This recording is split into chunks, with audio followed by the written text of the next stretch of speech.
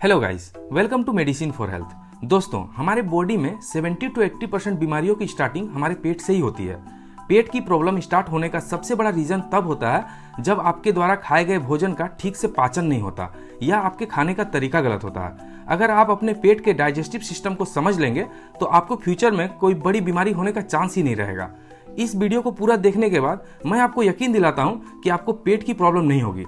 सबसे पहले आपको यह समझना होगा कि हमारे बॉडी में जो भी हम खाते हैं उसका पाचन कैसे होता है और वो किस तरह से सड़ने लगती है। ज़्यादातर लोगों को लगता है कि जो हम खाते हैं वो हमारे पेट में पचता है, लेकिन पाचन की प्रक्रिया हमारे मुंह से ही स्टार्ट हो जाती है। जब आप कुछ खाते हैं तो सबसे पहले हमारे मुंह में दो क्रियाएं होती है। पहला, आपके दांत उन खाने को छोटे छोटे टुकड़ों में तोड़ता है और दूसरा, आपके मुंह में मौजूद लार खाने में मिलकर उसे सॉफ्ट और पचने लायक बनाता है। अब अगर आप खाने को ठीक से ना चबाएं तो आप खाना को सड़ने की पहली गलती कर देते हैं। मुंह के बाद खाना आपके आहार नली से होकर पेट में पहुंचता है। खाना पेट में पहुंचने के बाद हमारा पेट HCl नाम का एक एसिड रिलीज करता है जिसे पाचक रस भी कहते हैं।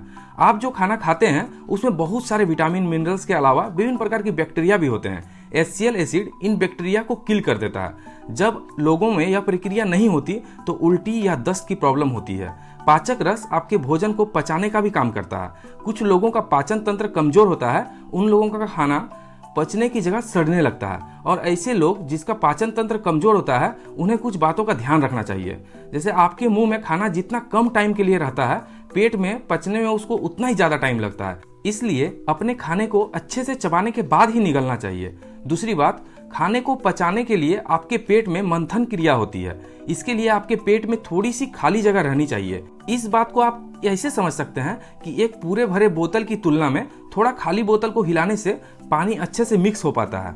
इसलिए कभी भी पूरा पेट भर कर खाना नहीं खाना चाहिए, नहीं तो पेट में मंथन प्रोसेस स्टार्ट नहीं हो पाता और पाचक रस खाने में अच्छे से मिक्स नहीं हो पाता और वो पचने की जगह सड़ने लगता है। तीसरी बात यह ध्यान रखना चाहिए कि हमें एक ही बार में अलग अलग तरह के खाना ज़्यादा नहीं खाना चाहिए। ऐसा इसलिए क्योंकि अलग अलग खाने के लिए हमारा पेट अलग अलग पाचक रस जो है वो रिलीज करता है। अगर आप ज़्यादा ही अलग अलग तरह का खाना खाते हैं तो हमारा पेट भी कंफ्यूज हो जाएगा और पाचक रस में कॉन्ट्राडिक्शन भी हो सकता है। इससे पेट को खाना पचाने के लिए ज़्यादा टाइम लगता है और इसलिए आप देखिएगा कि आपको आपका पेट भरा हुआ लगेगा और बहुत ही भारीपन फील होता है। चौथी बात, चीनी से बनी हुई चीजें आपके पेट में जाकर गैस बनाती है, जिससे सीने में जलन और गैस की प्रॉब्लम होने लगती है।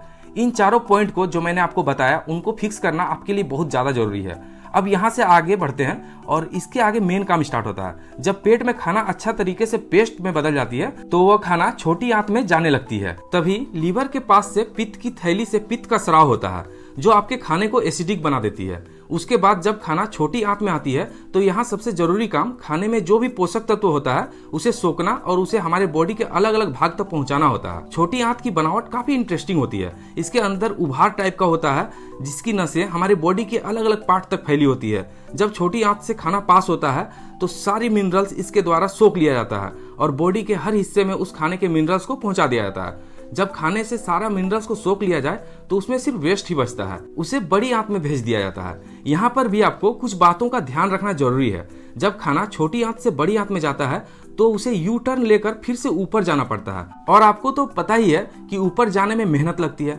अगर आप एक्सरसाइज करते हैं, वर्कआउट करते हैं तो फिर यह प्रक्रिया आसानी से हो जाती है। वैसे लोग जो ऑफिस वर्क करते हैं उनको थोड़ा प्रॉब्लम हो सकती है, इसलिए वैसे लोगों को थोड़ा चलना फिरना जरूरी होता है, थोड़ा एक्सरसाइज करना भी जरूरी होता है। सिर्फ खाकर बैठे रहने से प्रॉब्लम हो सकती है। और दूसरी बात, बचे हुए खाने को बाहर निकालने के लिए फाइबर बहुत जरूरी होता है। फाइबर ही वह चीज है जो आपके पचे हुए भोजन को आपस में जोड़कर बाहर निकालने में हेल्प करती है और फाइबर सबसे ज्यादा हरी सब्जियों और फल में पाया जाता है। जो लोग हरी सब्जी और फल नहीं खाते वैसे लोगों का पेट ठीक से साफ नहीं हो पाता है। अब मैं आपको कुछ ऐसी बातें बताने जा रहा हूँ जिसे अगर आप फॉलो करते हैं तो मैं आपको गारंटी देता हूँ कि आपका खाना ठीक से पचेगा और प्रॉब्लम नहीं होगी। सबसे पहले, जब आप सुबह सोकर उठते हैं तो आपको 1 गिलास पानी को पीना है। इससे होता यह है कि सुबह का लार आपके पेट में जाकर आपके बॉडी को डिटॉक्स करने का काम करता है, आपके बॉडी की गंदगी को साफ करने का काम करता है। आप लार को मामूली समझने की गलती बिल्कुल ना करना, यह बहुत ही काम की चीज है। दूसरी बात, खाना खाने के तुरंत बाद पानी नहीं पीना चाहिए। खाने के तुरंत बाद अगर आप पानी पीते हैं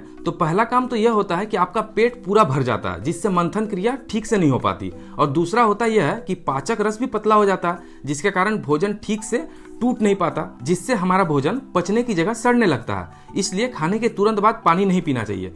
पानी पीने का मन करे तो 1 या 2 घूंट पी सकते हैं, लेकिन पेट भर कर पानी नहीं पीना चाहिए। खाने के कम से कम आधा घंटा के बाद ही पानी पीना चाहिए। तीसरी बात, आप जब भी खाने को खाएं तो आपके एक निवाले को आयुर्वेदा के अनुसार 32 बार चबाना चाहिए। ऐसा करने से खाना जो है वो 50 से 60% आपके मुंह में ही पच जाता है और पेट को ज़्यादा काम नहीं करना पड़ता है। बस आप इतना कर लेते हैं तो आपका खाना बहुत ही अच्छे से हजम होगा और पचेगा, सड़ने का तो चांस ही नहीं रहेगा। आई होप गाइस कि आज की वीडियो से आपको कुछ नया सीखने को मिला होगा। इसी तरह के वीडियोस के लिए जुड़े रहें। वीडियो में बने रहने के लिए आपका धन्यवाद। आपका दिन शुभ हो। Thanks for watching.